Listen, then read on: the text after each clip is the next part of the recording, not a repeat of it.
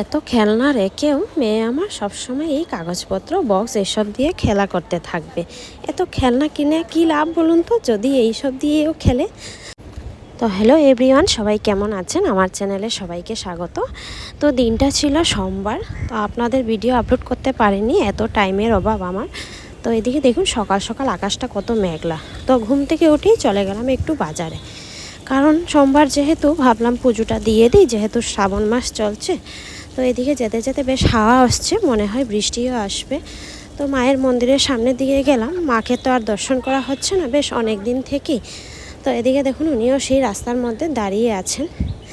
তো শেষমেশ আমি বাজারে পুজোর বাজার টাজার সব করে চলে এলাম বাড়িতে পুজোর জিনিসপত্র নিয়ে। তো আজকে সোমবার, শ্রাবণ মাসের দ্বিতীয় সোমবার, ভাবলাম কখনো তো সেই রকম পুজো টুজো দেইনি, একটু ফুল টুল দিয়ে ভালোভাবে একটু পুজো দিয়ে দিই আজকে। এদিকে বাজারে ভালো পাকা আম পেলাম, তো আমও নিয়ে নিলাম, ভাবলাম পুজোর জন্য দিয়ে দেব। আর এদিকে দেখুন 20 টাকার ফুল এনেছি, এই গনে 4-5টা ফুল দিল। ফুলের এত দাম বেড়ে গেছে না, 20 টাকার ফুল এনেও পুষাচ্ছে না। তো আমার শেষমেশ পুজো টুজো সব দেওয়া কমপ্লিট হয়ে গেল, তারপর রান্না বান্না সেরে যেতে হবে ডিউটিতে।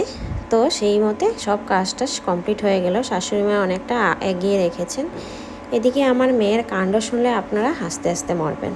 মেয়েকে এত খেলনাপত্র এনে দিয়েছি, তাও মেয়ে আমার সেই কাগজ বক্স যত ফেলে দেওয়া জিনিস ওই সব নিয়ে খেলা করবে। দেখুন এদিকে উঠে যাচ্ছে, এই সব কিছু ফেলবে বলে। তো ওকে নিয়ে তো যতক্ষণই রুমে থাকি এত ব্যস্ততার মধ্যে থাকি কি বলবো। এদিকে দেখুন কত খেলনা, তার ওনার কোনো হেলদোল নেই। এখনের জন্য তাহলে আসছি বন্ধুরা, সবাই ভালো থাকবেন, টাটা।